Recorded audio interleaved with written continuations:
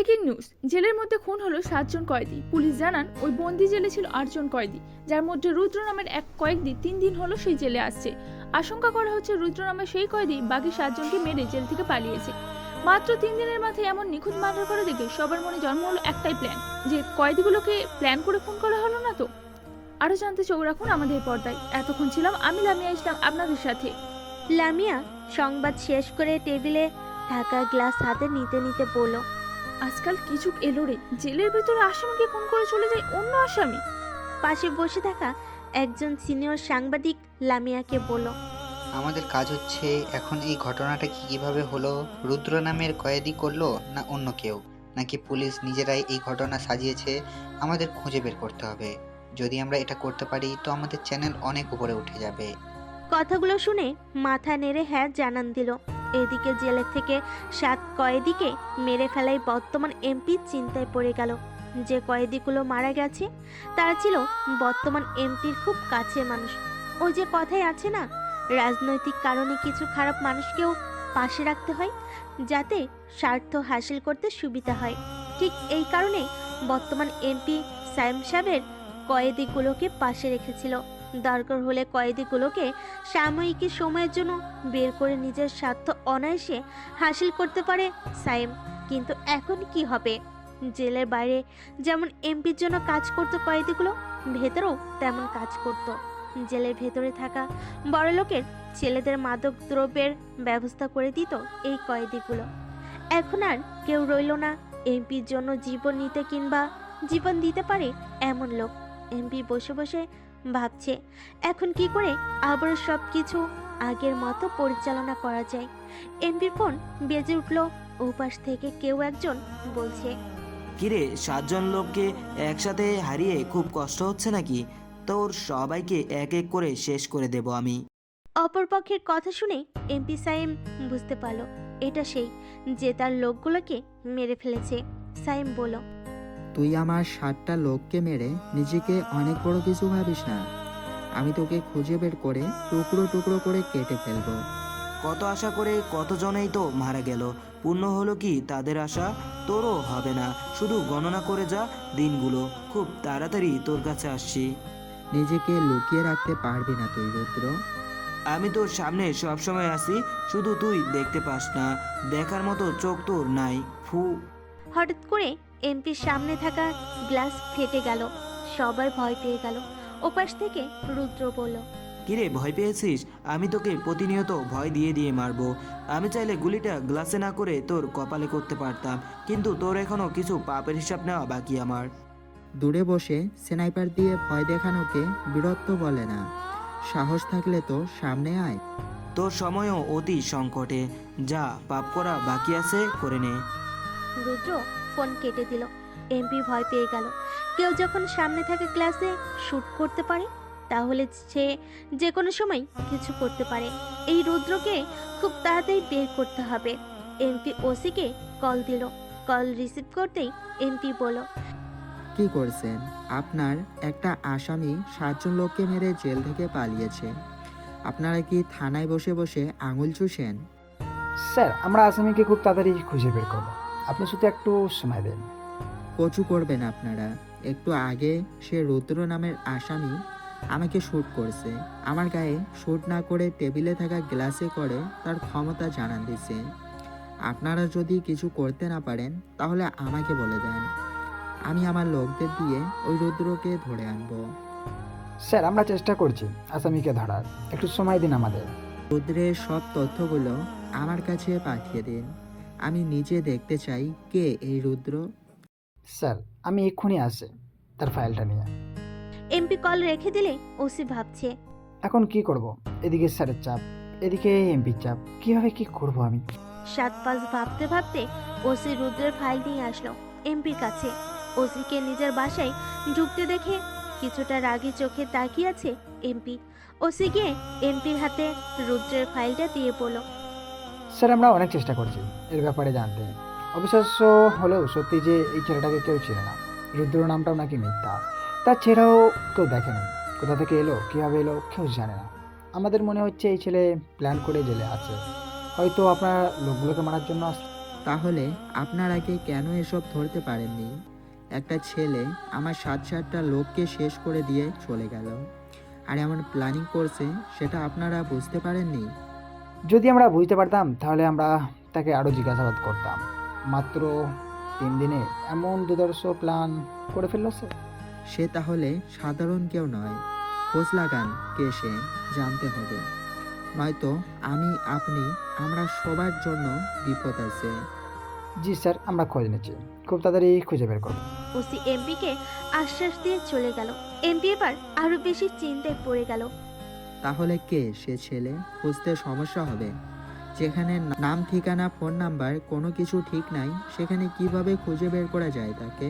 MP টিভিটা on করতে breaking news শুনতে পেল, যেখানে বলা হলো ছোট্ট একটি গল্প। আজ থেকে কয়েক বছর আগে ববিউল নামের একজন লোক এমন জেলের ভিতরে থাকা ভয়ঙ্কর কয়েদিদের মেরে ফেলতো। এমন কয়েদিগুলোকে মারতো যারা বেরিয়ে আসার সম্ভাবনা ছিল। সেও কয়েদি সেজে এসে তারপর তার কর্মকাণ্ড চালাতো। খবরটা দেখে এমপি কিছুটা চিন্তিত হয়ে গেল। তাহলে কি রুদ্র সেই রবিউল? এই খবর শুনে একটা রহস্যময় হাসি দিল রবি। হাসিটা যতই রহস্যময় হয়, ধ্বংস ততই ভয়ঙ্কর হয়। আপনারা কি ভাবছেন রবি আর রুদ্র আলাদা আলাদা কেউ? না, রবি আর রুদ্র দুইজন এক। মুখে সার্জারি করে নিজের চেহারা পাল্টে রবি রুদ্র হয়ে সে জেলে গিয়ে আসামিদের মেরে আসছে। সার্জারির কারণে তার আসল চেহারা কেউ চিনতে পারছে না। তবে এমপি এখন রবিকে সন্দেহ করে ফেলেছে। প্রশাসনও রবির দিকে নজর রাখতে শুরু করেছে। তাহলে চলুন সিজন 1 থেকে একটু ঘুরে আসি। সেদিন অহনাকে প্রপোজ করবে বলে রবি ছোট্ট মেয়েটির হাত থেকে গোলাপ নিয়ে সামনে এগিয়ে যায়। চারপাশটা দেখে রবির কেমন যেন সন্দেহ লাগছিল, তবুও রহস্যময় হাসি ঠোঁটে বজায় রেখে রবি এগিয়ে গেল অহনার দিকে। নীল শাড়িতে অহনাকে যা লাগছে না! রবি এগিয়ে গিয়ে হাঁটু গেড়ে বসতেই অহনা হুট করে রবিকে ধাক্কা দিয়ে মাটিতে ফেলে দিল। রবি বিষয়টি কি হলো বুঝতে পারল না। আগেই অহনা মাটিতে লুটিয়ে পড়ল। বুকের একপাশ থেকে অত্যাধিক পরিমাণে রক্ত পড়ছে অহনার। রবি চারপাশে তাকিয়ে দেখে কে করলো এই কাজ, কিন্তু তেমন কাউকেই সে দেখতে পাচ্ছে না। চারপাশে সব স্টুডেন্ট এসে ভিড় জমিয়েছে।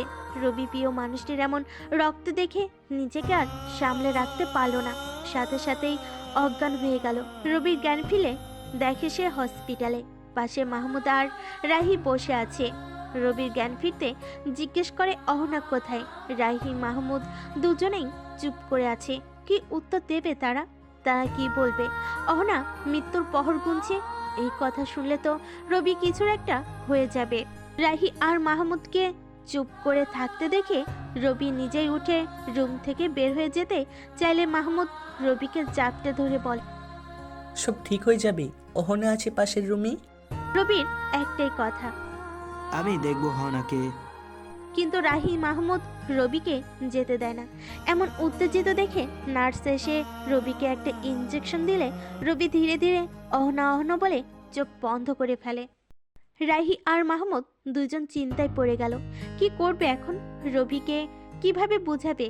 রবি এখনো বিছানায় পড়ে আছে।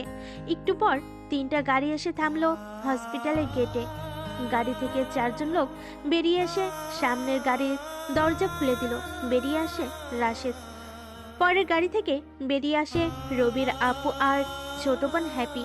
রাশেদ হসপিটালের কর্মরত একজনকে জিজ্ঞেস করে রবি কোথায়। তিনি রবির রুম দেখিয়ে দিলে আপু, হ্যাপি আর রাশেদ তড়িৎ গতিতে রবির রুমে যায়। রাশেদ আর সাথে 2জন গার্ডকে ভেতরে যেতে দেখে রাহি আর মাহমুদের গলা প্রায় শুকিয়ে গেছে। 2জন মনে করছে কলেজে যারা রবিকে মারতে চেয়েছে তারা আবার এখানে আসেনি তো। রাশেদ রাহি আর মাহমুদের দিকে তাকালো। গার্ড 2জনকে একটু বাইরে গিয়ে অপেক্ষা করতে বলে। 2জন ভয়ে ভয়ে বাইরে চলে যায়। পরক্ষণেই একজন ডাক্তার রুমে প্রবেশ করে। রাশেদকে সেখানে দেখে তিনি কিছুই বুঝতে পারেন। রাশেদ ডাক্তারকে জিজ্ঞেস করে, রবির কি হয়েছে? ভাই, অতিরিক্ত শক খেয়েছি। জ্ঞান ফিরলে অহনা অহনা বলে উত্তেজিত হয়ে যাচ্ছে, তাই ইঞ্জেকশন দিয়ে ঘুম পাড়িয়ে রাখছি। জাগ্রত হতে কতক্ষণ সময় লাগবে? রাশেদের প্রশ্নের উত্তর দেওয়ার আগে সেখানে নার্স চলে আসে। রাশেদের প্রশ্নে নার্স উত্তর দেয়। আরও 1 ঘন্টা সময় লাগবে। রাশেদ রুম থেকে বেরিয়ে যায়, সাথে 2 গার্ডও। রবির পাশে আপু আর হ্যাপি গিয়ে বসছে। রবির তেমন কিছু হয়নি, তাই তারা এখনো চুপ করে আছে। রবির সামান্যতম কিছু হলেও আপু চুপ থাকতে পারতো না। আপু রাশেদকে ডাক দিলে রাশেদ ভিতরে যায়। জি আপু বলো। অহনা নামের মেয়েটিকে রবির সাথেই পড়তো। রবি মেয়েটির প্রেমে পড়ে যায়, আর আপনাকে হয়তো বলেছে আজ প্রপোজ করতে যাবে। বলেছিল আমাকে, কিন্তু মেয়েটির পারিবারিক কোনো কথা আমি তা জানি না। খোঁজ করে মেয়েটির পারিবারিক ডাটা আর মেয়েটি এখন কোন রুমে আছে। পাশের রুমে অপারেশন চলছে। ঠিক আছে, অপারেশন শেষ হলে আমাদের বলবি, আর মেয়েটির পরিবারকে তার বর্তমান অবস্থা সম্পর্কে জানা। ঠিক আছে আপু, আমি লোকদের বলে দিচ্ছি। ঠিক আছে। রাশেদ বাইরে গিয়ে তার লোকেদের অহনার ব্যাপারটা দেখতে বলে 2 জন লোক একটা গাড়ি নিয়ে বেরিয়ে যায়। রবি পাশে আপু আর হ্যাপি অপেক্ষা করছে। একটু পর ধীরে ধীরে রবি চোখ খুলে। নার্স একজন পাশেই ছিল। রবির অবস্থা পর্যবেক্ষণ করে বলে, এখন সে কিছুটা শান্ত আছে। রবি আপুকে দেখে উঠে বসে আর বরাবরের মতোই জিজ্ঞেস করে অহনা কোথায়।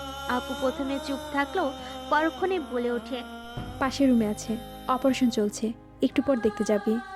আপুর কথা শুনে রবি আবারও উত্তেজিত হতে লাগলো। এবার আপু রবিকে বলল, একটু পর সব ঠিক হয়ে যাবে, একটু ধৈর্য ধরে থাক এখানে।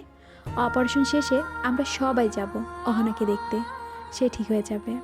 ওকে কেউ একজন গুলি করেছে, আমি তাকে দেখতে চাই আমার সামনে।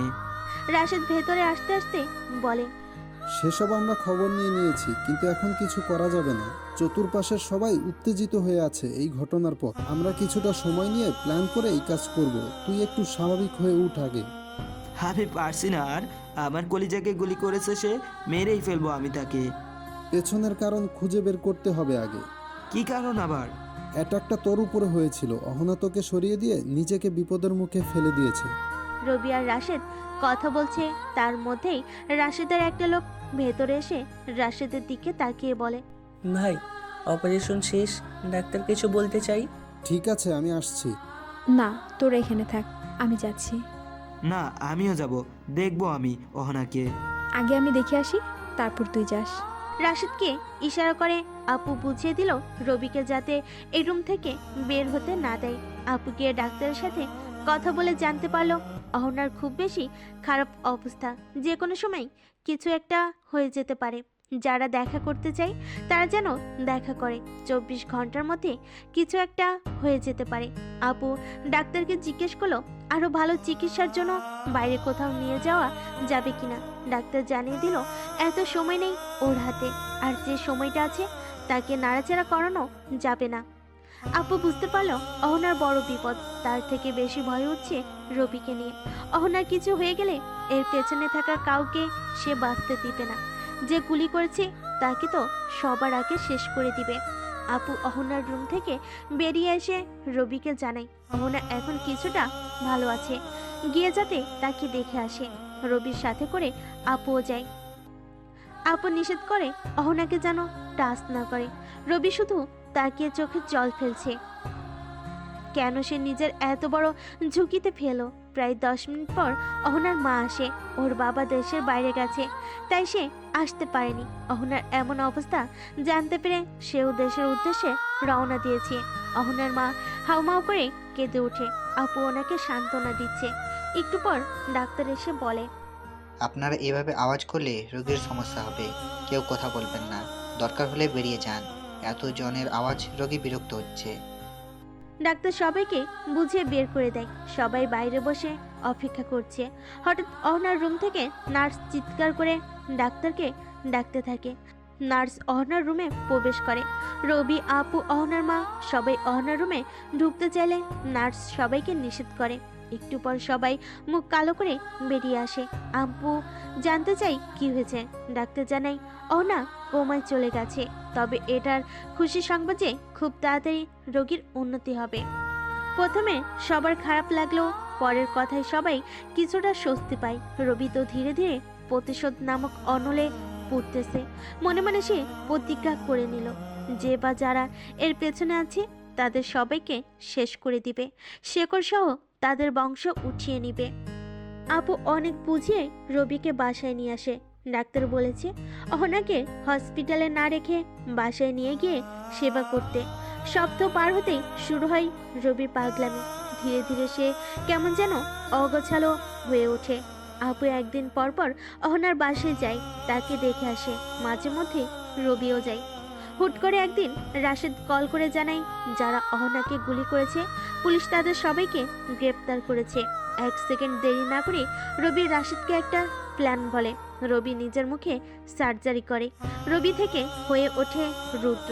রাশেদের কথায় পুলিশ রবিকে গ্রেপ্তার করে সেই জেলে নিয়ে যায় যেখানে ওই অপরাধীগুলিকে রাখা হয়েছে যারা অহনাকে গুলি করেছে।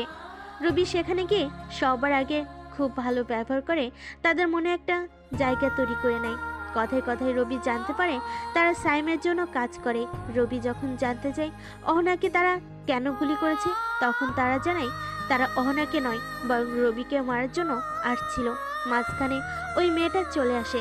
সাইমের কথা অনুযায়ী তারা রবিকে মারতে পারলে অনেক টাকা পেত। রবি জানতে চায় কেন তারা রবিকে মারতে চায়। রবির গলা ভারী হয়ে গেলে তাদের মনে সন্দেহ ঢুকে যায়। তাই রবি আর কিছু না বলে চুপ করে তাদের পাশে বসে পড়ে। 1 দিন 2 দিন চলে যায়। রবি যা যা জানা দরকার সব জেনে নিয়েছে। আর 3য় দিন সবে একসাথে বেশ কিছু তথ্য শেয়ার করে একজন আরেকজনকে। সময়টা পেরিয়ে রাত চলে আসে। রবি তাদের সব তথ্য জেনে নিয়ে রবি নিজের পরিচয় দেয় তাদের। তখন সবাই সেখানে রবির উপর ঝাঁপিয়ে পড়ে রবি আর চুপ করে থাকে না। এক এক করে সবাইকে মারতে শুরু করে। কেউ দেয়ালে ধাক্কা খেয়ে অজ্ঞান, কেউ বা রবির মার খেয়ে। এক এক করে রবি সবাইকে মেরে সেখানে শুইয়ে দেয়। পরক্ষণে মনে পড়লো সে তো প্রতিজ্ঞা করেছে এদের কাউকে সে আর বেঁচে থাকতে দিবে না। হঠাৎ রবির মুখে পৈশাচিক হাসি ফুটে উঠল। পরের দিন সকালে নিউজ হলো নতুন এক কয়েদি 3 দিনের মাথায় একই সেলের বাকি 7 জন কয়েদিকে মেরে ফেলে জেল থেকে পালিয়েছে। এই ছিল পূর্বের ঘটনা। বর্তমান রবি রাতে আপু আর হ্যাপির সাথে বসে ডিনার করছে। হঠাৎ কলিং বেল বেজে ওঠে। এত রাতে কেউ তার বাসায় আসার কথা না, তাহলে কি এলো? হ্যাপি উঠতে চাইলে রবি হ্যাপিকে বসতে বলে। রবি নিজে গিয়ে দরজার এক পাশে দাঁড়ায়। আস্তে করে দরজা খুলতেই দেখে 2 জন লোক দাঁড়িয়ে আছে। রবি তাদের পরিচয় জিজ্ঞেস করলে জানাই এমপি সাইম তাদের পাঠিয়েছে। রবি বুঝতে পারে সাইম তার ব্যাপারে জেনে গেছে, আর জানবে নাই বা কেন। সাইমই তো রবিকে মারতে লোক পাঠিয়েছিল। রবি 2 জনকে বলে, অনেক রাত হয়েছে, আমি খাবার খাচ্ছি, এসো তোমরাও খেয়ে যাও। আমাদের এত সময় নেই, তাড়াতাড়ি চলো। চলো ভাত দুমুঠো খেয়ে তারপর যাও। রবির এমন আপ্যায়নতা দেখে 2 জনই কিছুটা শকড হয়ে যায়। রবির জোড়াজুড়িতে ভেতরে গেলে রবি ইশারায় আপু আর হ্যাপিকে অন্য রুমে গিয়ে খেতে বলে। তারা 2 জন আপুর রুমে যায়। এদিকে 2 লোক চেয়ারে বসতে বসতে তাদের নাম বলে।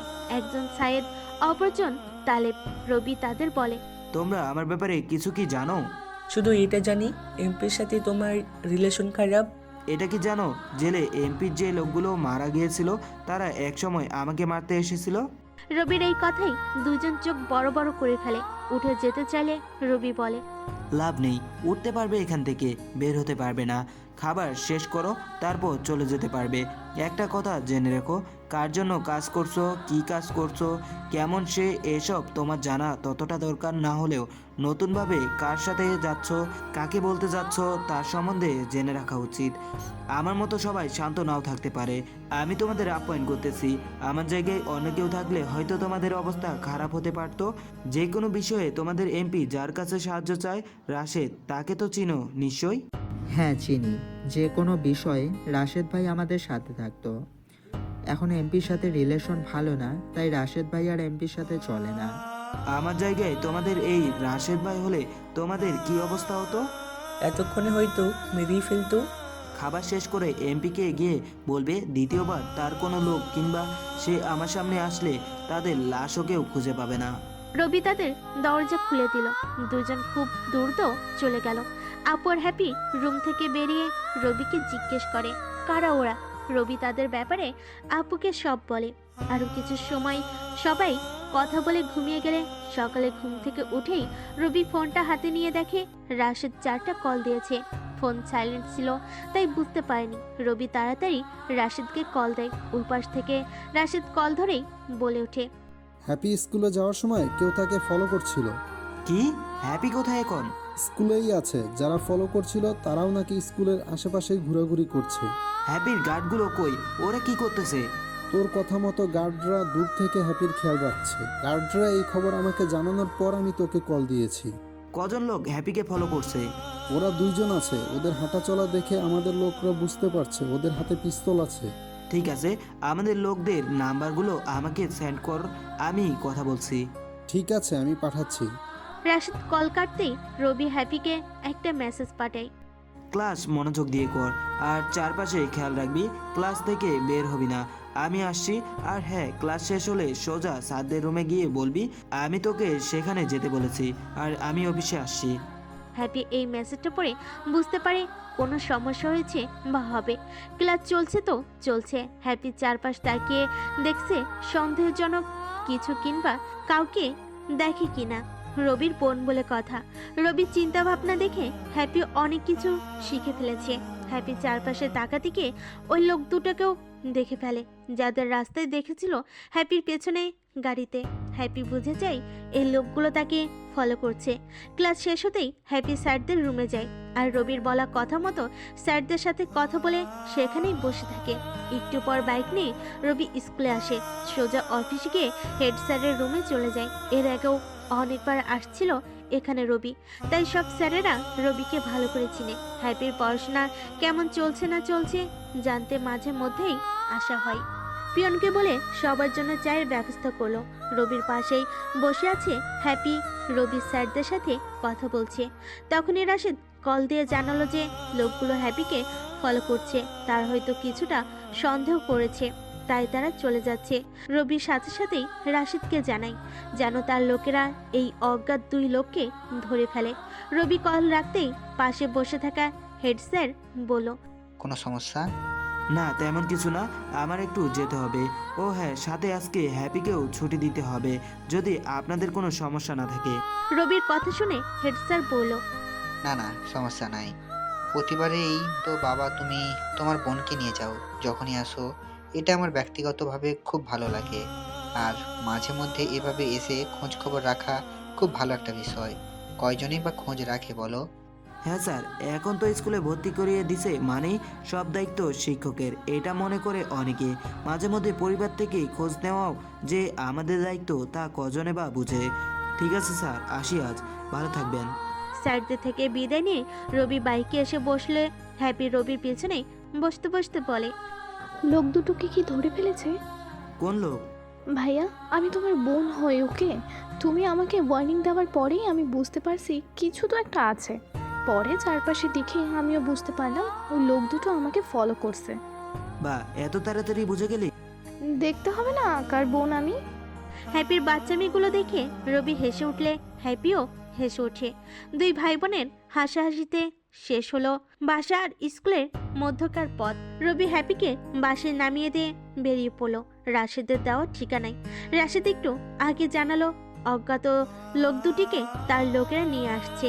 রবি গিয়ে দেখতে পাই সেই লোক দুটি চেয়ারের সাথে বাঁধা আর মুখ ফেটে রক্ত পড়ছে। রাশেদ রবিকে সেখানে দেখে এগিয়ে আসলে রবি রাশেদকে বলে, কি জানতে পারলি ওদের থেকে? কেউ নাকি তাদের ফোন করে বলেছে হ্যাপির উপর নজর রাখতে, বিনিময়ে টাকা পাবে, কিছু টাকা অগ্রিমও পেয়েছে। তাহলে চল দেখি সে দুজন ভদ্রলোককে। রবি গিয়ে তাদের সামনে বসে জিজ্ঞেস করে, কিরে, আমার বোনকে ফলো করছিলি কেন? একটা নম্বর থেকে কল আছে আর কিছু ছবি পাঠায়। আমাদের বলা হয় মেয়েটির পিছু নিতে আর সারাক্ষণ আপডেট জানাতে। আমাদের 2 লক্ষ টাকা দেবে বলেছে এই কাজ করলে। ইতোমধ্যে 50,000 টাকা দিয়েছে। এত টাকা দেখে আমরা লোভ সামলাতে পারিনি, তাই আমরা এই কাজ করেছি। কে কল দিয়ে তোদের এসব করতে বলেছে? নাম বল। জানি না আমরা তার নাম, সে নিষেধ করেছে তার ব্যাপারে কিছু বলতে। আমরাও কিছু জিজ্ঞেস করলে সে বলে আমাদের টাকা দরকার, টাকা দিচ্ছে, তার ব্যাপারে জানা আমাদের কাজ নেই। ওহো, এত ভয় যদি হতো ওর, তাহলে আমার বোনের পেছনে নজর রাখতে বলতো না। দেখি ওর ফোন নাম্বার দে। পাশ থেকে রাশেদ বলল, নিয়েছি নাম্বার, ওইটা টেম্পোরারি নাম্বার ছিল, এই নাম্বার দিয়ে খুঁজে পাওয়া সম্ভব না। তাহলে ওদের দিয়ে ওদের কাছে যাব। মানে? এই দুজনকে ছেড়ে দিবি। টাকার জন্য ওরা ওদের হয়ে কাজ করত, এখন ওরা জীবনের বিনিময়ে আমার জন্য কাজ করবে, নয়তো দুজনে দানা ভরে দিব। কথাটা বলেই যখন লোকগুলোর দিকে তাকালো তখন তারা ভয়ে চোখ বড় বড় করে ফেলেছে। রবি এই ভয় দেখে পৈশাচিক আনন্দ পেল। রাশিদকে বলল লোকগুলোকে হসপিটালে পাঠাতে। রবি চলে যায়। রাশিদ দুজনের ফোন নাম্বার নিল আর বলল, আমি তোদের যা বলবো তাই করবি, ফোনে বলবো কখন কি করতে হবে, আর যে তোদের ফলো করতে বলেছে সে কখন কি বলে আমাদের জানাবি। ঠিক আছে ভাই। রাশিদ নিজের দুইটা লোককে বলল গাড়ি নিয়ে এদের দুজনকে হসপিটালে দিয়ে আসতে, আর হসপিটালের খরচটাও যেন দিয়ে দেয়। রাশিদ গাড়ি নিয়ে নিজের বাসার দিকে রওনা দিল। এদিকে রাশিদের লোকগুলো হসপিটালে এসে দুজনের চিকিৎসা করিয়ে টাকা দিয়ে তাদের কাজে চলে এলো। অনেক দিন হলো রবি নিজের কম্পিউটার রুমে ঢুকে না। আজকে ইচ্ছে করছে একটু কম্পিউটারের কিবোর্ডে হাত চালাবে। অনেকদিন কোনো সিক্রেট খবর রাখে না। এক কাপ চা হাতে করে নিজের কম্পিউটার রুমে ঢুকে দেখে চারপাশে বেশ ময়লা হয়ে গেছে। রবি ভাবলো আগে একটু চারপাশটা পরিষ্কার করে নিলে ভালো হয়। যা ভাবা তাই কাজ। চারপাশে আগে ভালো করে পরিষ্কার করে নিয়ে বসে পড়ল কম্পিউটারের সামনে। সেদিন অহনার গায়ে গুলি লাগার পর থেকে রবি আজ প্রথমবার কম্পিউটারের সামনে বসলো। কিছু সময় বিভিন্ন সাইট ভিজিট করে চুপচাপ বের হয়ে এলো। বাইরে এসে দেখে আপু রবির রুমে আগে থেকেই বসে আছে। রবিকে কম্পিউটার রুম থেকে বের হতে দেখে আপু অবাক, কারণ এখানেও যে একটা সিক্রেট রুম আছে আপু সেটা জানতো না। রবি আপুর থেকে এই ব্যাপারটা সর্বদাই লুকিয়ে রাখার চেষ্টা করত। কথায় আছে না, চোরের 7 দিন মালিকের একদিন, তেমনি রবি এতদিন ব্যাপারটা লুকিয়ে রাখতে পারলো, আজ পারেনি। রবি কাচুমাচু করে আপুকে বলল, তুমি এখানে কখন এলে? আমি তো আমার রুমের দরজা বন্ধ। রবি ভেবেছিল সে রুমে দরজা বন্ধ করেছে, কিন্তু এখন মনে পড়লো সে দরজা বন্ধ করেনি, তাই তো আপু রুমে ঢুকতে পেরেছে। আপু বলল, কি রুমের দরজা বন্ধ করেছিলে? না মানে বন্ধ করতে ভুলে গিয়েছিলাম। এই ভুলটা না করলে আজকে সত্যিটা আমি জানতেই পারতাম না। না মানে তুমি নিষেধ করেছিলে কম্পিউটারের সামনে না যেতে, তাই আলাদা করে রুম করলাম যাতে তুমি জানতে না পারো। এভাবে আমি জানতে না পারি এমন আরও কি কি কাজ করেছিস? কিছু করিনি, শুধু কম্পিউটার ইউজ করছি, সেটা লুকিয়েছি। এমন কিছু করিস না যাতে পরবর্তীতে তোকে ভুগতে হয় এটা নিয়ে। হ্যাপি কি করছে? টিভি দেখছে। এভাবে গেল আরো কয়েকদিন। রবি জানতে পারে হ্যাপিকে যারা ফলো করছিল আজ তাদের সাথে দেখা করবে হ্যাপিকে ফলো করতে বলা লোকটা। রবির রাশিদকে জানাই লোক রেডি করে রাখতে। লোকেরা চলে গেল নির্দিষ্ট ঠিকানায়। সবে এসে উপস্থিত। রবি একটু দূরে বাইক নিয়ে দাঁড়িয়েছিল। রবি ফোনের স্ক্রিনে দেখে কালো কারে কারোর মুখে মাস্ক পরে একটা লোক গাড়ি থেকে নামলো। রবি লোকটাকে কোথায় যেন দেখেছে এমন মনে হচ্ছে। লোকটাকে তার 2 লোকের সাথে দাঁড়িয়ে কথা বলতেই পেছন থেকে রবি বাইক নিয়ে এন্ট্রি নিল। এখানে তৃতীয় কাউকে দেখে লোকটা নিজের কোমর থেকে পিস্তল বের করে রবির দিকে তাক করে ধরল। রবি নিজের মাস্ক খুলে লোকটা পিস্তল নামিয়ে ফেলে। রবি লোকটির সামনে দাঁড়াতেই কাপা কাপা হাতে লোকটি নিজের মাস্ক খুলে রবির মুখ দিয়ে একটা শব্দ বের হয়, রবার্ট। লোকটা আর কেউ নাই। কয়েক বছর আগে রবি যখন দেশের বিভিন্ন কাজে বিদেশে গিয়ে দেশের জন্য কাজ করত, তখন দেখা হয় রবার্টের সাথে। রবার্ট একজন সিক্রেট এজেন্ট হয়। রবি আর রবার্ট একসাথে একটা মিশনে যায়। সেখান থেকে রবি আর রবার্টের পরিচয়। রবার্ট মালয়েশিয়ায় থাকে। রবি কোনো কারণে মালয়েশিয়ায় গেলে রবার্টের সাথে দেখা করে।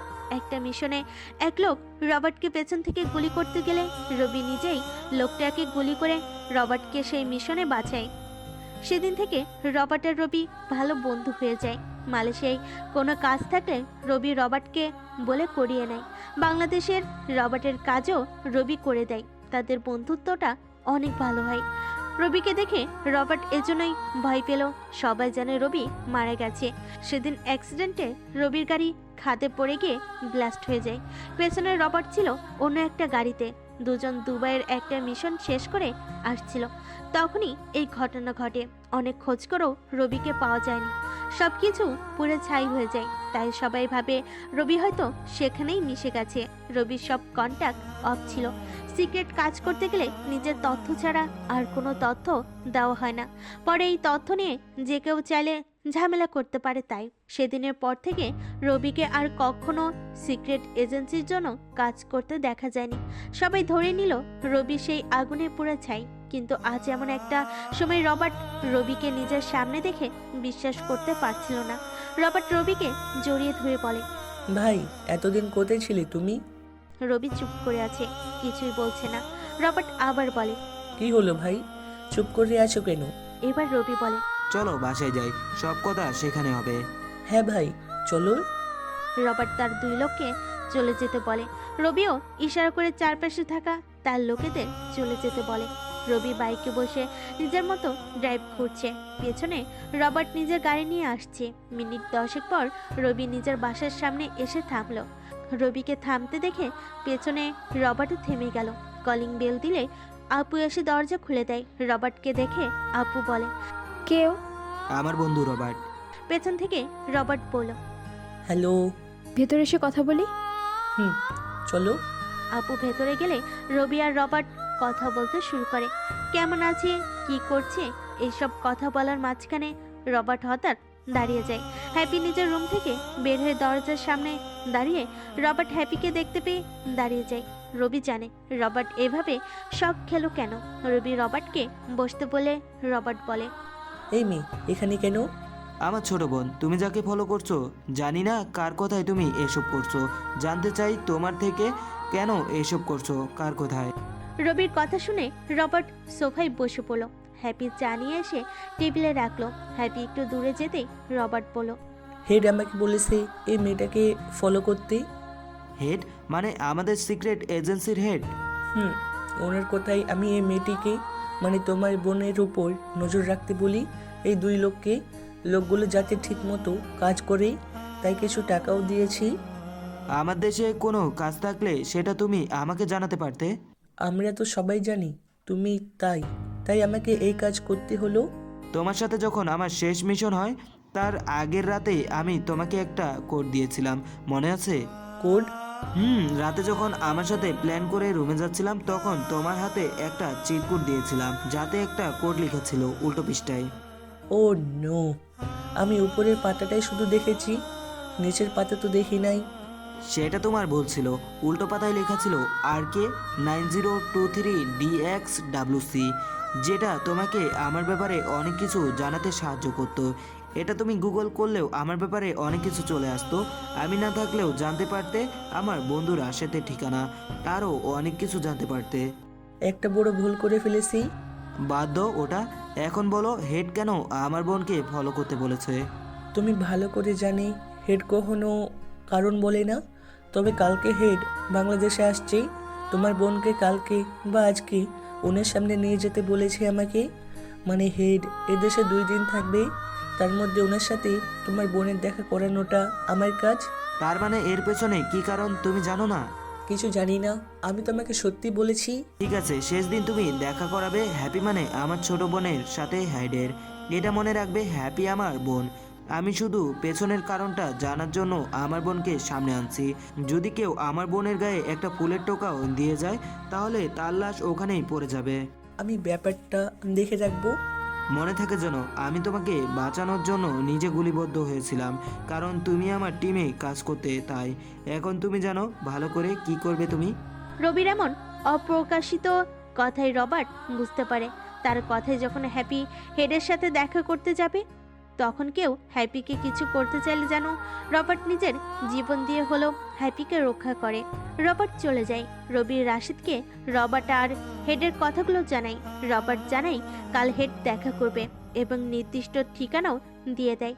রবি জানায় যে ঠিকানা দিয়েছে তার আশেপাশে 20 মিটারের মধ্যে যেন রবির লোকেরা থাকে। সবাই যেন স্নাইপার হাতে নিয়ে দূর থেকে হ্যাপির উপর নজর রাখে, যেন কেউ হ্যাপির কাছেও আসতে না পারে। রবি হ্যাপিকে জানাই রবার্টের সাথে ওই জায়গায় যেতে। হ্যাপি রবির এক কথায় রাজি হয়ে যায়। হ্যাপি ভালো করে জানে রবি যখন যেতে বলেছে তখন হ্যাপির সামনে যতই বিপদ আসুক রবি হ্যাপির সামনে থাকবে। রবার্ট আর হ্যাপি কাপড়ে মাইক্রোচিপ লাগিয়ে দেয়, যেন কি বলছে না বলছে শুনতে পারে। আর হ্যাপির ঘড়িতেও ট্র্যাকার লাগিয়ে রাখে, যদিও এটা অনেক আগে থেকেই লাগানো আছে। হ্যাপি আর রবি দুজনেই জানে এটা। অবশেষে চলে এলো সেই সময়। রবার্ট হ্যাপিকে অজ্ঞান করে গাড়িতে তুলে নিয়ে যায় নির্দিষ্ট ঠিকানায়। একটু পর হেড আসে। কিছুটা দূরে দাঁড়িয়েছিল রবি, আর দূর থেকে নজর রাখছিল তাদের উপর। আশেপাশের সব বিল্ডিংয়ে তো রাশেদ সহ রবির লোকেরা স্নাইপার হাতে নিয়ে হেডের দিকে তাক করেই আছে। হেড আসতেই রবার্ট হ্যাপিকে যে গাড়িতে অজ্ঞান করে রেখেছে সে গাড়ির দরজা খুলে হ্যাপিকে দেখায়। রবার্ট হ্যাপিকে এভাবে নিয়ে আসছে দেখে হেড কিছুটা ভয় পেয়ে যায়। হেড তাড়াতাড়ি দরজা বন্ধ করতে বলে। রবার্টকে আরও বলে, এই মেয়েটিকে আনতে কোনো সমস্যা হয়নি তো? না, কোনো সমস্যা হয়নি, কিন্তু স্যার এই মেয়েটিকে কেন এখানে নিয়ে আসতে বলেছেন? মেয়েটির কোনো সমস্যা হোক তা আমি চাই না। আমি আমাদের সবার ভালোর জন্য এই কাজটা করছি, কিন্তু মনে হচ্ছে না এত কিছু করে কোনো লাভ হয়েছে। স্যার আপনার কথার আগামাতা কিছুই বুঝতে পারছি না, একটু ক্লিয়ারলি বলুন প্লিজ। রবার্টের কথা শুনে একটা দীর্ঘশ্বাস নিল হেড। চোখের চশমা খুলে হাতে নিয়ে বলতে শুরু করলো, সেদিন তুমি আর আমার আরেকজন চৌকো এজেন্ট মিশনে গিয়েছিল, তোমার মনে আছে রবির কথা? হ্যাঁ স্যার, মনে আছে। রবির সাথে এই মেয়েটির কি রিলেশন? বলছি শোনো, সেদিন যে অ্যাক্সিডেন্টে গাড়িতে আগুন ধরে যায়, ওই গাড়িতে রবির বডি পাওয়া যায়নি। সবাই মনে করছে হয়তো আগুনে পুড়ে ছাই হয়ে গেছে, কিন্তু আমি এই বিষয়টি মানতে পারছি না। এমন একজন চৌকো অফিসার আমি কোনোভাবে হাতছাড়া করতে চাই না। আমি ওর মধ্যে এমন কিছু দেখেছি যার জন্য আমার পরবর্তী জায়গা ও পেত। আমি না থাকলে সে আমার চেয়ারে বসতো। আমার এখনও নিজেকে বিশ্বাস করাতে কষ্ট হচ্ছেও নাই। আমি ওর ব্যাপারে জানতে চাই, অনেক খোঁজ লাগাই। অনেক দিন পর জানতে পারি ওর ঠিকানা এই শহর। চিন্তা করি ও যদি বেঁচে থাকে বা আমাদের থেকে দূরে সরে থাকে, তাহলে এমন কিছু করে যাতে ও নিজে থেকেই বাইরে চলে আসে। এই মেয়েটি নাকি তার বোন, এটা জানতে পেরে তোমাকে বলেছি এই মেয়েটিকে ফলো করতে। রবি যদি থেকে থাকে তাহলে তোমাকে সে ধরে ফেলবে, তার বোনকে ফলো করছো তাই। আর সে তোমাকে ধরে ফেললে আমরা বুঝতে পারবো রবি এখনো বেঁচে আছে। কিন্তু এখনো সব কিছু বৃথা গেল মনে হচ্ছে। তবে একটা বিষয় আমাদের মাথায় রাখতে হবে। কি বিষয় স্যার? রবির একজন ভালো বন্ধু আছে, যদিও সে মাফিয়া। এখন আমাদের সূত্র অনুযায়ী সে এখনো আমাদের আশেপাশের কোথাও আছে। তার থেকে হয়তো রবির ব্যাপারে ভালো কিছু জানতে পারি। হয়তো এমনও হতে পারে রাশেদ মানে রবি সেই বন্ধু জানে রবি বেঁচে আছে, হয়তো রাশেদের কাছে আছে। স্যার একজন মাফিয়ার কাছে যাওয়া কতটা ঠিক হবে? তাকে সবাই মাফিয়া বলে জানলেও সে আসলে মাফিয়াদের মতো কিছু করে না। লোকে কেন জানি শুধু শুধু তাকে ভয় পায়। যদি আমরা রাশেদের কাছে যাই আর সে যদি আমাদের যাওয়া ভালো চোখে না দেখে তো আমাদের মেরে ফেলতেও পারে স্যার। এই জন্য বলেছি সে মাফিয়ার মতো নয়। আর এই মেয়েটি কে যেন? কে স্যার? এই হলো রবির ছোট বোন। এই মেয়ে আমাদের কাছে থাকলে রাশেদ কিংবা রবি কেউ আমাদের গায়ে ফুলের টোকাও দিবে না। যদিও বা এটা করা আমাদের জন্য অন্যায় হচ্ছে, কিন্তু ভালোর জন্য তো এটা করতেই হবে। আমরা রবির পিছনে কেন পড়েছি স্যার? যদি সে বেঁচে থাকে তাহলে আমাদের জন্য বিশাল পাওয়া হবে। আমরা চাচ্ছি তাকে ফিরে পেলে অনেক কিছু পাবো, আর না পেলে তো আর কিছু করার নেই। আমি নিজেকে মানাতে পারছি না সে নাই এই কথা, তাই এই ব্যবস্থা নিলাম। ওর বোনকে টোপ হিসাবে ব্যবহার করতে হবে এখন। তাহলে আমরা কবে রাশেদের সাথে দেখা করব? এক্ষুনি। আমার কাছে এত সময় নেই এখানে থাকার। কালকে আমার মেয়ের জন্মদিন। রবির এই ছোট বোনের মতো আমারও একটা মেয়ে আছে। ওর জন্মদিনে আমি না থাকলে কিভাবে হয় বলো? আজকেই ফিরতে হবে আমাকে। রবি রাশেদ সবাই তাদের এই কথাগুলো দূর থেকে শুনে বুঝতে পারে রবিকে খোঁজ করা হচ্ছে তার বীরত্বের জন্য। একটা মানুষ কতটা আপন করে নিলে এভাবে কারোর লাশ না পাওয়া পর্যন্ত বিশ্বাস করে না, সেটা আমার আপনাদের বোঝানো সম্ভব নয়। পাশ থেকে রাশেদ 2টা গাড়ি আর লোকজন নিয়ে সেই স্থানে উপস্থিত হলো। রবির কথাই, রবি তখনও আড়ালে ছিল। রাশেদ আর তার লোকজনকে দেখে রবার্ট আর হেড তো পুরোই বনে গেল। রবার্ট রাশেদকে চিনে না, আর হেড তো চিন্তায় পড়ে গেল রাশেদ এখানে কেন। রাশেদ গাড়ি থেকে নেমে হেডের দিকে যাচ্ছে দেখে হেড রবার্টকে বলল, এটাই রাশেদ। হেডের কথা শোনা মাত্র রবার্ট নিজের পিস্তল বের করতে চাইলে হেড না করে, কারণ হেড এটাও জানে রাশেদ এখানে মারামারি করতে আসেনি, বরং কথা বলতে এসেছে। রাশেদ এগিয়ে গিয়ে রবার্ট আর হেডের সামনে দাঁড়িয়ে বলল। মিস্টার হায়দার, হেড নিজের আসল নাম শুনে চমকে গেল। সবাই জানে হেডের নাম জোসেফ, কিন্তু এভাবে নিজের আসল নাম রাশেদের মুখে শুনে অবাক। রাশেদও বলে বসলো, নিজের আসল নাম শুনে অবাক হলেন বুঝি? জোসেফ ওরফে হায়দার, আমার দেশে আসলেন আর আমাকে জানালেন না, আমি এটা মাইন্ড করলাম। হেড কিছু না বলে চুপ করে আছে। পরক্ষণেই রাশেদ বলল, রবির খোঁজে আসছেন তাই না? হ্যাঁ, কিন্তু সব আগে থেকেই জেনে যাচ্ছেন আপনি, কারণ কি? এত বড় একজন মানুষ আমাদের দেশে আসলো, আমার সাথে দেখা করতে চায়, তো কি চায় আমি জানবো না কেন? আসছে কেন দেখা করতে চায়? কিন্তু একটা ভুল আপনি করে ফেলেছেন। এই ছোট্ট বাচ্চা মেয়েটাকে কেন টোপ হিসাবে ব্যবহার করলেন? রাশেদ হ্যাপির দিকে আঙ্গুল দেখিয়ে এই কথা বলতেই হেড কিছুটা ভয় পেয়ে গেল। আরো কিছুটা সময় কথা বলল। একটা পর্যায়ে এসে হেড রাশেদকে বলল, রবি কি আদৌ বেঁচে আছে? হেডের এই কথা শুনে দূর থেকে রবি জানিয়ে দিল রবি এন্ট্রি নিচ্ছে। রবির কথা শুনে রাশেদ মুচকি হাসছে। হেড এই হাসির কারণ বুঝতে পারছে না। পরক্ষণে হেড দেখতে পেল রবি বাইক নিয়ে আসছে। রবিকে দেখে হেডের চোখ বড় বড় হয়ে গেল। রাশেদ তখনও হেডের সামনে দাঁড়িয়ে হেসে যাচ্ছে। রবি বাইক রেখে হেডের সামনে আসতেই আচমকা রবিকে জড়িয়ে ধরল। রবি এটার জন্য মোটেও প্রস্তুত ছিল না। হেড রবিকে বলল, বাবা, তুমি এখনো বেঁচে আছো? আমি এমন কিছু আশা করছিলাম। যেদিন তোমার বডি না পাওয়ার পর আমি নিজেকে কোনোভাবেই বুঝতে পারছি না তুমি নেই, কিন্তু আজ আমি অনেক বেশি হ্যাপি, কারণ তুমি বেঁচে আছো। আমি যেন হারানো রাজ্য আবার ফিরে পেলাম, এমন আনন্দ হচ্ছে আমার। হেডের কথার মাঝখানে রবি বলে উঠল, আমাকে নিয়ে এত চিন্তা কেন স্যার আপনার? যেখানে একজন বীর থাকে সেখানে আর কি লাগে? তুমি হলে সেই বীর, আর তোমাকে নিয়ে চিন্তা তো থাকবেই। বলুন স্যার, আমি কিভাবে আপনার কাজে সাহায্য করতে পারি? আমাকে তো অনেক খুঁজলেন, আমার বোনকেও কিডন্যাপ করেছেন, কি করতে পারি বলুন আপনার জন্য? তুমি চলো আবারও আমার সাথে, আবারও এনজির জন্য কাজ করবে। স্যার, আমি চাইলে তখনই যেতে পারতাম, কিন্তু আমি আমার পরিবারের সাথে থাকার জন্য সেদিন আর নিজেকে আপনাদের সামনে আনি নাই। এখন আপনি আমাকে আবারও আপনাদের সাথে যেতে বলেছেন জীবন নিয়ে খেলার জন্য।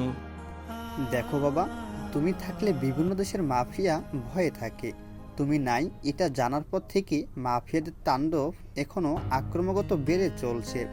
এদের এখন না থামলে ভয়ঙ্কর কিছু করে বসবে। আমি তো যাব না আপনাদের সাথে, তবে একটা কাজ করতে পারেন। আমার নাম এজেন্টদের লিস্টে রেখে আমাকে আমার মতো কাজ করতে দিতে পারেন। আমি আপনার কাজে সাড়া নাও দিতে পারি, বলতে পারেন আমি পূর্ণ স্বাধীন থেকে কাজ করব। আপনি আমাকে বলতে পারবেন না এটা ওটা করতে, তাহলেই আমি ফিরতে পারি। রবির কথা শুনে হেড কিছু সময় চুপ করে ভেবে বলল, ঠিক আছে, তুমি যেমন চাইবে, তবে কয়েকদিনের মধ্যে অফিসে গিয়ে দেখা করবে। কিছু প্রাথমিক কাজ আছে, সেগুলো শেষ করতে হবে, তারপর তুমি পূর্ণ স্বাধীন থাকবে। রবির সাথে কথা শেষ করে হেড যখনই চলে যেতে চাইবে, তখন রবি হেডকে দাঁড় করিয়ে বলে, স্যার, নিজের মেয়েকে নিয়ে যাবেন না? আমার মেয়ে? এখানে কেন আমার মেয়ে আসবে? রবি মুচকি হাসি দিল। রাশেদও অবাক, কি বলে রবি এসব। পরক্ষণে রবি রবার্টের দিকে তাকিয়ে বলল, রবার্ট যে মেয়েটিকে আমার বোন মনে করে তুলে এনেছে সে আমার বোন নয় স্যার, আপনার ওই মেয়ে যার কালকে জন্মদিন। হোয়াট? কি বলছো তুমি এসব? আমার বোনকে কেউ এত সহজে কিডন্যাপ করবে তা কি করে হয় স্যার? আমি যখন জানতে পারি আমাকে খোঁজার জন্য আমার ছোট বোনকে টপ হিসেবে ব্যবহার করা হয়েছে, তখন আমি প্ল্যান করি আমিও এমন কিছু করব যাতে যে আমার পেছনে পড়েছে সে যেন সারা জীবন মনে রাখে। জানতে পারি আপনি সে, আমিও দেরি না করে আপনার ছোট মেয়েকে কিডন্যাপ করি। আজকে আপনার মেয়ের সাথে যা হলো তা আমার বোনের সাথে হতো, আর এটা আমি কখনো হতে দিতে পারি না। তুমি এটা ঠিক করো নাই। আমাকে খুঁজতে আমার ছোট বোনকে ফলো করাটা কি ঠিক ছিল স্যার? রবির কথা শুনে হেড রেগে মেগে নিজের মেয়েকে গাড়িতে তুলে নিয়ে গেল। রাশিদ চিন্তায় আছে দেখে রবি রাশিদকে জিজ্ঞেস করলো, কি হয়েছে, এত চিন্তা কিসের? কেমনে কি? হেডের মেয়েকে আমার কিছু লোকেরা স্কুলে যাওয়ার পথে কিডন্যাপ করেছে। আর মেয়েটির মুখটা দেখতে হ্যাপির মতো লাগলেও ব্যাপারটা ভিন্ন। মেকআপ আর্টিস্ট দিয়ে মেয়েটির মুখটা হ্যাপির মতো করিয়েছি। রবির কথা শুনে রাশেদও বোকা বনে গেল। এত প্ল্যানের মাঝে যে আরো একটা প্ল্যান করে রাখবে রবি, সেটা বুঝতে পারেনি সে। অন্য একটি দেশ থেকে হেডের মেয়েকে কিডন্যাপ করে আনাও এত সহজ ছিল না। আপনাদের আরো একটা কথা না বললেই নয়, জেলে রবি কয়েদিগুলোকে মেরে আসার পর আবারও নিজের আসল চেহারা নিয়ে আসছিল সার্জারি করে। তাই হেড রবিকে দেখা মাত্রই চিনতে পেরেছে। আর জেলে থাকতে অন্যরকম চেহারা ছিল বলে পুলিশ রবির বর্তমান চেহারা দেখেও চিনতে পারছে না। হেড নিজের গাড়িতে করে চলে গেল। রাশিদ দাঁড়িয়ে তখনও অবাক দৃষ্টিতে রবির দিকে তাকিয়ে আছে। রবি রাশিদকে বলল, এভাবে না তাকিয়ে চল এখান থেকে। রাশিদ হাতে চারপাশে ইশারায় কিছু বললে রবি আর রাশিদের সব লোকেরা নিজেদের অস্ত্র নিয়ে সবে রাশিদ আর রবির কাছে আসে। রাশিদ সবাইকে বলে চলে যেতে। সবাই চলে যায়, তবে রবিকে পেছন থেকে ফলো করা গার্ডগুলো থেকে যায়। রবি আর রাশিদ নিজেদের গাড়ি করে বাসায় চলে আসে। রাতে আবারও ল্যাপটপে বসে কাজ করছিল রবি। হঠাৎ ফোনটা বেজে উঠলে দেখে অহনার মা ফোন করেছে। রবির মোটেও অবাক হয়নি। অহনার অবস্থা জানানোর জন্য অহনার মা মাঝে মধ্যেই রবির আপুকে কল করে। দরকার পড়লে রবিকে কল দিয়ে ডাকে। আর এখনো সেটাই হলো। অহনার নাকি কিছুটা পরিবর্তন হচ্ছে, শ্বাস নাকি একটু জোরে জোরে নিচ্ছে। তাড়াতাড়ি যেন রবি অহনার বাসায় যায়। রবির বুক ধুকপুক করছে, কি জানি না কি হয়, এই ভয়ে কাজ করছে।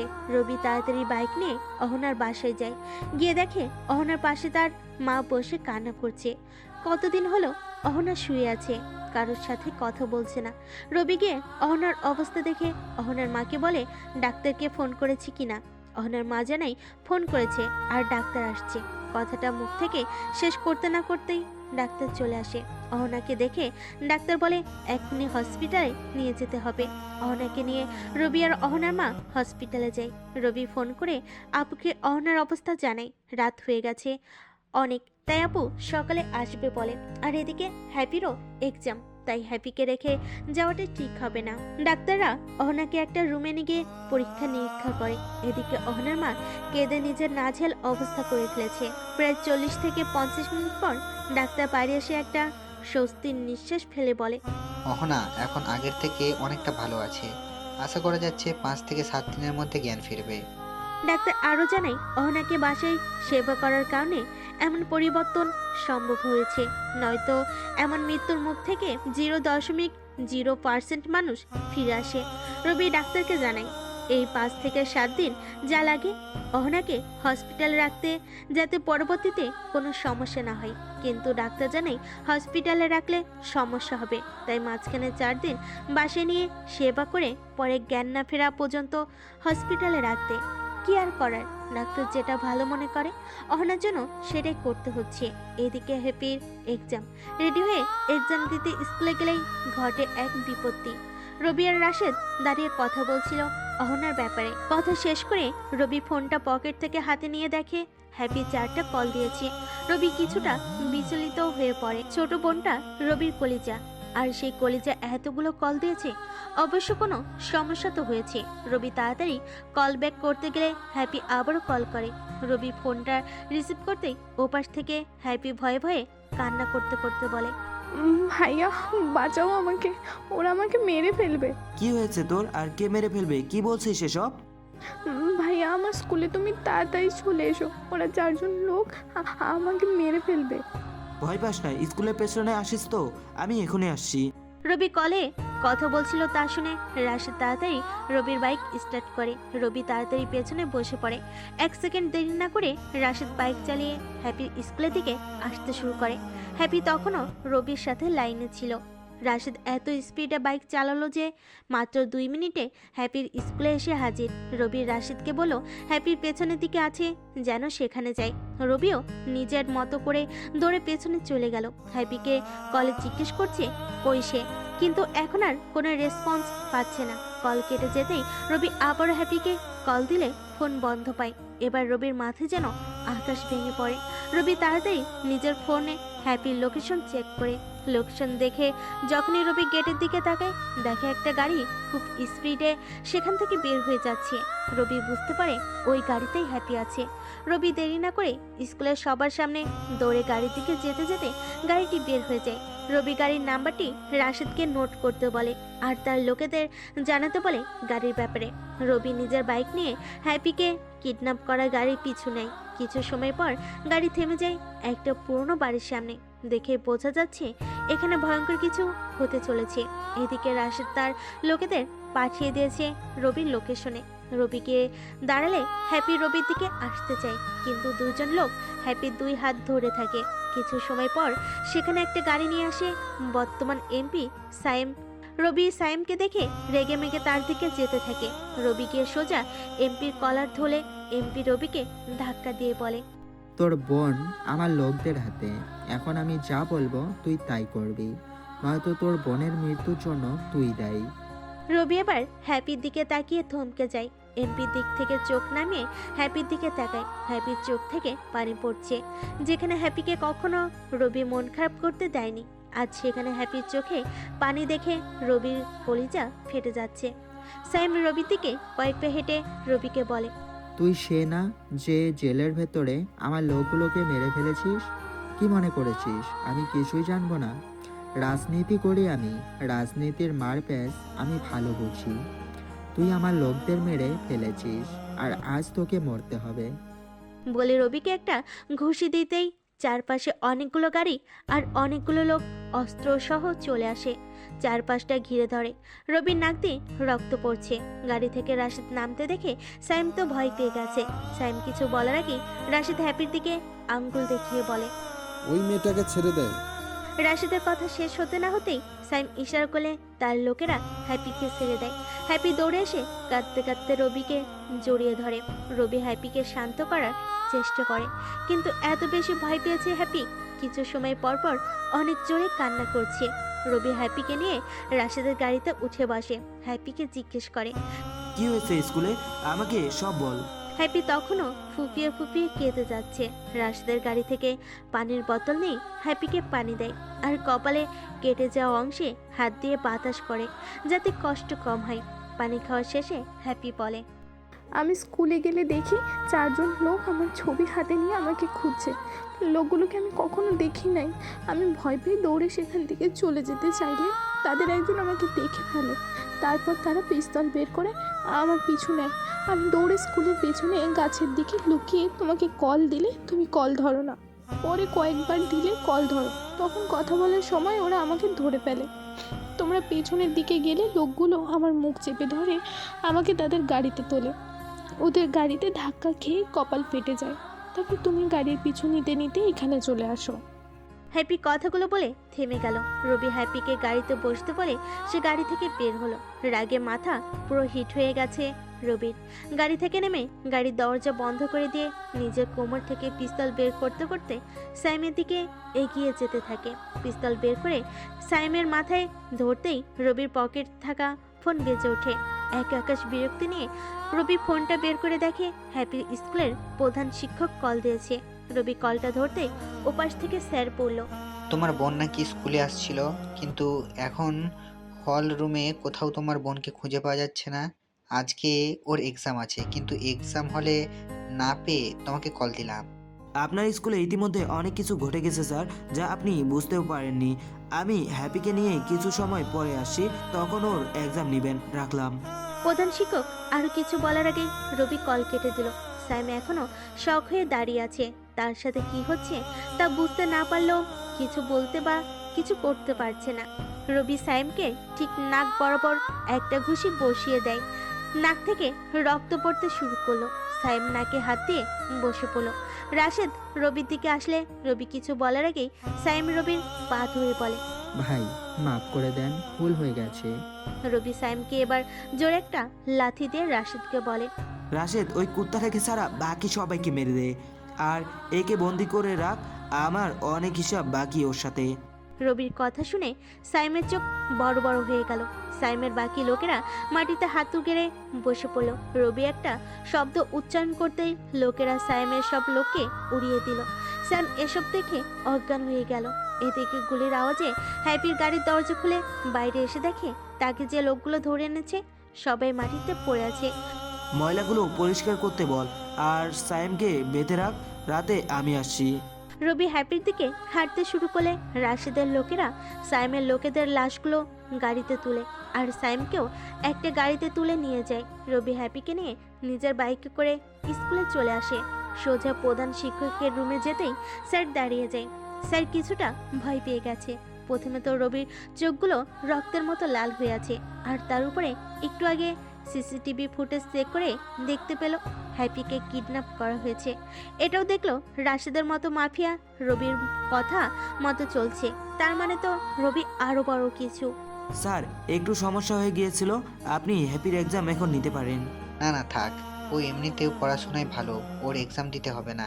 সে শখ খেয়েছে, মেয়েটি কিছুদিন বিশ্রামে থাক, পরে সব ঠিক হয়ে গেলে তখন দেখা যাবে ওকে কোনো এক্সাম দিতে হবে না। সবার এক্সাম শেষ হলে তবে ওকে স্কুলে পাঠিও। যাও এখন বাসায় যাও। কিন্তু স্যার। কোনো কিন্তু না, আমি এদিকটা দেখে নিচ্ছি। রবি আর কোনো কথা না বলে হ্যাপিকে নিয়ে সোজা বাসায় চলে আসলো। স্কুলে যাওয়ার আগে হ্যাপিকে ডাক্তারের কাছে নিয়ে গিয়েছিল। বাসায় এসে কলিং বেল চাপতেই আপু দরজা খুলে দিল। হ্যাপির মাথায় ব্যান্ডেজ দেখে আপু জিজ্ঞেস করে, কি হয়েছে মাথায়? রবি কিছু না বলে মাথা ভর্তি রাগ নিয়ে নিজের রুমে চলে যায়। হ্যাপি গিয়ে সোফায় বসে পড়ে। আপু এক গ্লাস পানি নিয়ে হ্যাপির হাতে দিয়ে জিজ্ঞেস করে কি হয়েছে। তখন হ্যাপি যা যা হয়েছিল সব এক এক করে বলে।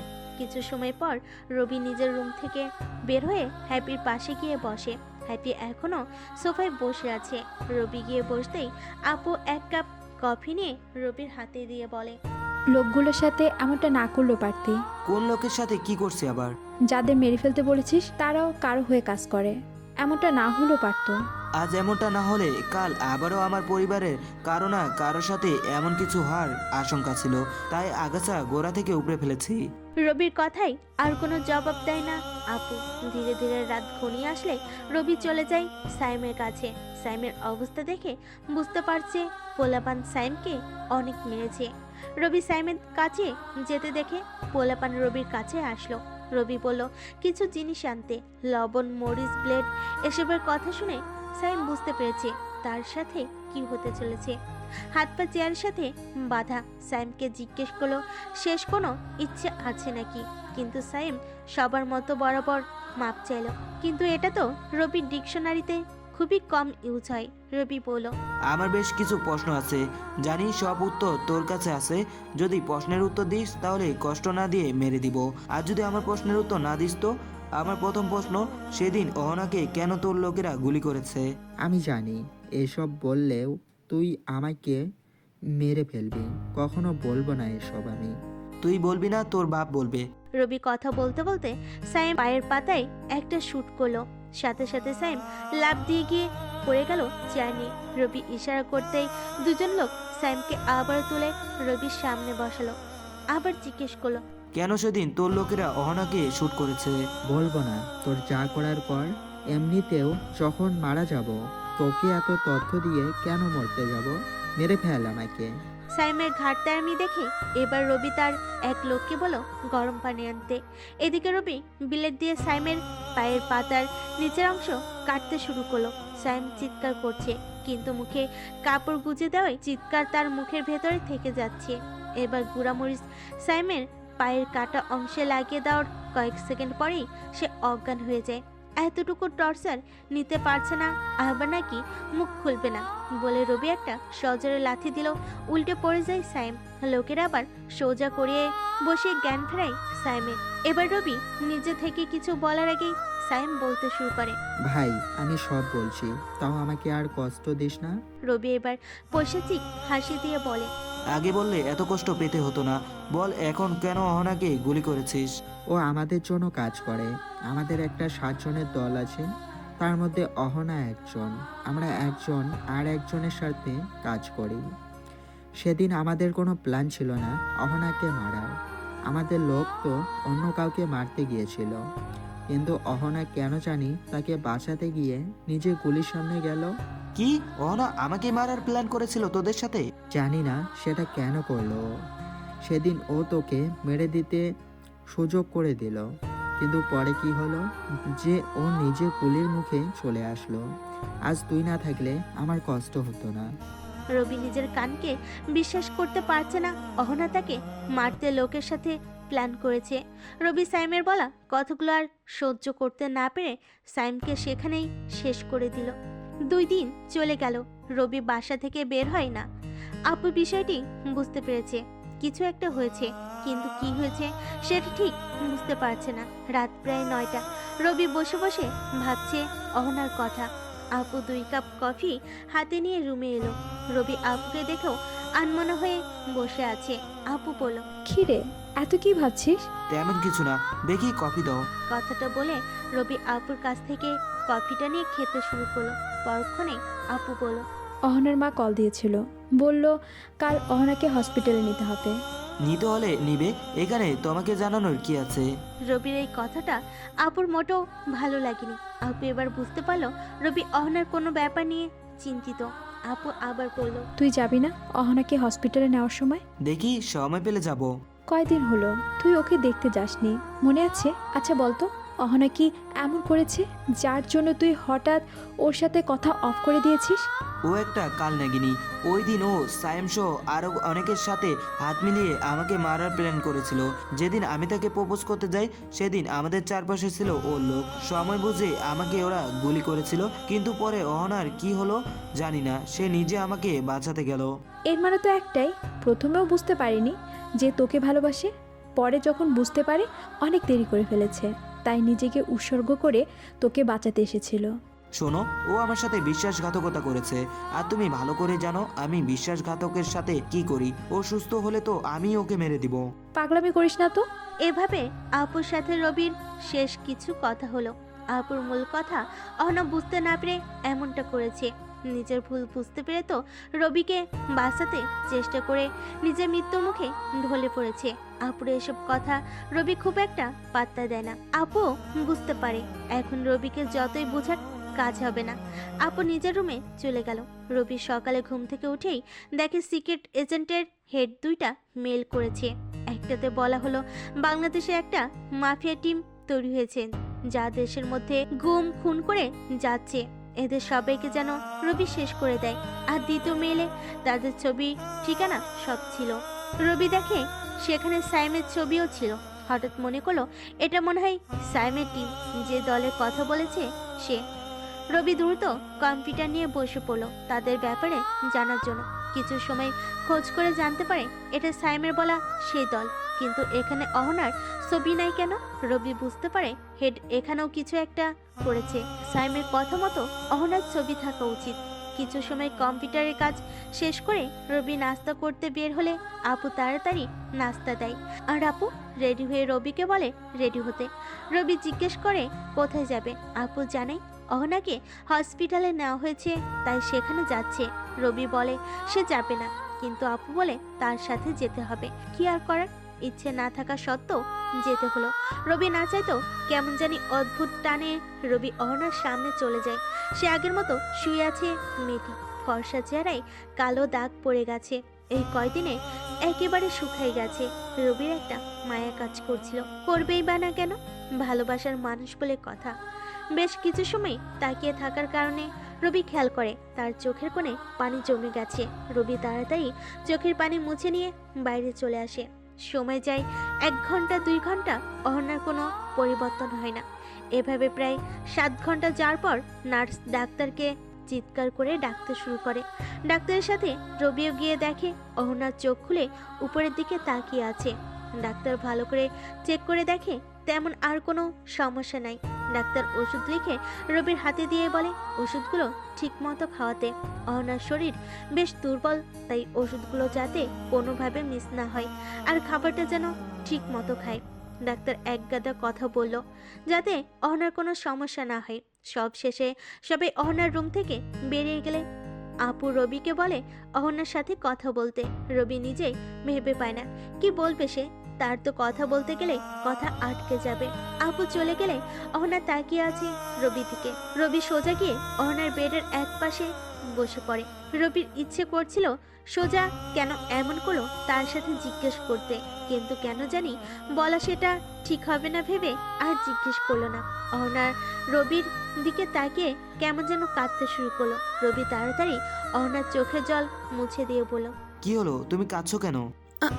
আমি তোমার সাথে অন্যায় করেছি, প্লিজ মাফ করে দিও। বাদ দাও ওসব, কান্না থামাও। বলো কেমন লাগছে এখন? তুমি তো আমাকে ভালোবাসো তাই না? তোমার এখন কেমন লাগছে বলে না তো? বিয়ে করবে আমাকে?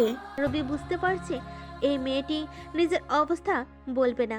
রবি এবার অহনাকে বলল, দেখো তুমি অসুস্থ এখনো, আগে তুমি সুস্থ হয়ে ওঠো, তারপর আমরা বিয়ের ব্যাপারে কথা বলবো। আমি জানতে চেয়েছি আমাকে তুমি বিয়ে করবে কি না। কথার মাঝখানে ডাক্তার রুমে চলে আসলো। অহনার চিৎকার করার আওয়াজ শুনতে পেয়ে ডাক্তার বলল, এ কি ব্যাপার? উত্তেজিত হলে তো সমস্যা হবে রোগীর। খেয়াল রাখতে হবে রোগী যাতে কোনোভাবে উত্তেজিত না হয়। ডাক্তার অহনাকে একটা স্যালাইন লাগিয়ে দিয়ে চলে যায়। অহনা আবার জিজ্ঞেস করে রবিকে। বিয়ে করবে আমায়? রবি এবার কোনো উপায় না পেয়ে বলে দেয়, আগে সুস্থ হও, তারপর বিয়ে করব তোমাকে। এখন একটু শান্ত থাকো। আমাকে মাফ করে দিও প্লিজ। আমি তোমাকে সেদিন মেরে ফেলার জন্য মাঠে আসতে বলেছিলাম, কিন্তু আমি তোমার চোখে আমার জন্য ভালোবাসা দেখে আর তোমার ক্ষতি চাইতে পারিনি। তুমি একটু চুপ করো, আমি সব জানি। তুমি কার সাথে কাজ করো না করো সব জানি আমি। সব জানার পরেও তুমি আমাকে বিয়ে করবে? প্রথম কথা হলো আমি তোমাকে অনেক ভালোবাসি। তুমি একটু ভুল করেছো, না হয় সব ভুলে গিয়ে তোমাকে নিজের করে নেব। তবে এটাও তোমার মনে রাখতে হবে, আমি কোনো বিশ্বাসঘাতককে কখনো ক্ষমা করিনি। কথায় আছে, শত্রু যতই দুর্বল হোক হোক সে পিঁপড়া সমতুল্য। শক্তিহীন তবুও নিজের আপন কোনো মানুষ যদি বিশ্বাসঘাতকতা করে, তাহলে পিঁপড়া সমতুল্য শত্রুর কাছে হার নিশ্চিত। তাই কখনো বিশ্বাসঘাতক বন্ধু কিংবা পিঁপড়া সমতুল্য শত্রু কাউকে ক্ষমা করতে নেই। আর তোমাকে আমি প্রথম ও শেষবারের মতো ক্ষমা করে নিজের বুকে টেনে নিচ্ছি, কেবল তোমাকে ভালোবাসি বলে। পরে আর কখনো ভুল করিও না। রবি কথাগুলো বলে সোজা বের হয়ে আসে। অহনাকে আরো কয়দিন হসপিটালে রেখে বাসায় নিয়ে যায়। অহনাকে বাসায় নিয়ে যাওয়ার পর শুরু হয় রবির মিশন। অহনার থেকে নেওয়া তথ্য নিয়ে একজন করে শেষ করে দেয় রবি। সাথে সিক্রেট এজেন্ট হয়েও কাজ করে। হেডে দেওয়া কাজও একসাথে হয়ে যাচ্ছে। প্রায় একটা মাস কেটে গেল। হেডে দেওয়া মিশন আর অহনার থেকে নেওয়া তথ্য দিয়ে দেশের ভেতরে যাদের মেরে ফেলা দরকার উচিত ছিল সবাইকে মেরে দিল। অবশেষে অহনা আর রবির বিয়ে ঠিক হয়ে যায়। রবি রাশেদকে জানায় যেন বিয়েতে কোনো সমস্যা না হয়। এমনও তো হতে পারে কেউ বদলা নিতে বিয়েতে ঝামেলা করতে পারে। রাশেদ রবিকে জানায় এই ব্যাপারটা সে নিজে দেখবে। লোকেরা তো আছে। বিয়েতে সবাই বেশ খুশি। রবি তার সিক্রেট এজেন্ট হেডকে দাওয়াত দিয়েছিল, কিন্তু তিনি জানায় তার মেয়ের বিয়ে, তাই সে আসতে পারবে না। কি আর করার। এদিকে অহনা বিয়ের শাড়িতে বসে আছে। হ্যাপি, আপু, রাশেদ, রবি, অহনা সবাই বেশ খুশি। কত আয়োজন হচ্ছে বিয়েতে। অপেক্ষা যেন শেষ হচ্ছে না অহনার। রবিকে কল দিলে এবার রবি ছোট্ট করে মিষ্টি রাগ দেখিয়ে বলে, এত তর্স হয়েছে না কেন? আসি তো, তোমার জামাই অন্য কোনো মেয়েকে নিয়ে চলে যাবে না। তোমার কাছেই আসতেছি, একটু অপেক্ষা করো। মিষ্টি রাগ দেখে রবি কল কেটে দিলে অহনা দেখে গেটের বাইরে বরের গাড়ি চলে আসছে। অবশেষে অহনার অপেক্ষা শেষ হয়। ঠোঁটে এতক্ষণ যে মলিনতা ঘিরে ধরেছিল তা নিমিষেই মিষ্টি হাসিতে রূপ নিল। রবি গিয়ে একটা বড়সড় ধাক্কা খেল। এখানে হেড কেন? রবি বুঝতে পারে না অহনার বাসায় সিক্রেট এজেন্ট হেড হায়দার কি করছে। আবার কোনো মিশন নাই তো? রবি রাশিদকে বলে হেডের সাথে কথা বলতে। রাশিদ গিয়ে হেডের সাথে কথা বলতে গেলে হেড রাশিদকে দেখে হাসে আর বলে, যাও, আমি আছি ওর কাছে। একটু পর রবির কাছে আসলে হেড বলে, কি রবি, অবাক হচ্ছ আমাকে দেখে? একটু তো অবাক হচ্ছে স্যার। আপনি এখানে কেন? আমার বাসায় আমি থাকবো না তো কে থাকবে? আপনার বাসা মানে? এটা আমার বাসা, আর অহনা হলো আমার মেয়ে। কি, আপনার মেয়ে? তাহলে সেদিন যাকে কিডন্যাপ করেছিলাম সে কে ছিল? ওটাও আমার মেয়ে। আপনার কয়টা মেয়ে আমি ঠিক বুঝতে পারছি না। শোনো, অহনার মা আমার প্রথম স্ত্রী, আর অহনা আমার বড় মেয়ে। আর তোমরা যাকে কিডন্যাপ করছো সে আমার দ্বিতীয় স্ত্রীর মেয়ে। কি অহনার মা এখনো আছে? তারপরেও আপনি? অহনার মায়ের সম্মতিতে আমি দ্বিতীয় বিয়ে করছি। রবি তো একেবারে শক হয়ে যায়। অহনার বাবা ঠিক জানতো রবি আর অহনার ব্যাপারে, কিন্তু রবিকে কিছু জানায়নি। রবির মতো কেউ হাতছাড়া হোক তা মনে হয় কেউই চাইবে না। তাই হয়তো হেড জানার পরও চুপচাপ ছিল। অবশেষে বিয়েটা হয়ে গেল। অহনাকে বাসায় আনা হলো। রবি, রাশেদ, মাহমুদ, রাহি সবাই মিলে ছাদে বসে আড্ডা দিচ্ছে। এদিকে অহনা বাসর ঘরে বসে হ্যাপির সাথে গল্প করছে। অহনা হ্যাপি থেকে জেনে নিচ্ছে রবির পছন্দ অপছন্দের ব্যাপারগুলো। এদিকে ছাদে বসে অস্থির আড্ডায় গিয়ে পানি ঢেলে দিল আপু, না মানে রবিকে গিয়ে বকাবকি শুরু করলো। রবি দেখে তখন 1টা বেজে গেছে। আড্ডার এই সময়টা যে এত তাড়াতাড়ি শেষ হয়ে গেল বুঝতেই পারেনি। অবশেষে আপুর বকুনি খেয়ে বাসর ঘরে গেল। বাকিরা সবাই রুমে চলে গেল। রবির রুমে ঢুকতেই অহনা রবির পা ধরে সালাম করতে চাইলে রবি অহনার হাত ধরে টেনে নিজের বুকে ঠাঁই দেয়। বাকি কি হলো জানি না, বিয়ে তো এখনো করি নাই, তাই এরপরে কি হয় জানি না। যারা বিয়ে করেছো তারা কমেন্টে অবশ্যই জানাবে এরপরে কি হয়।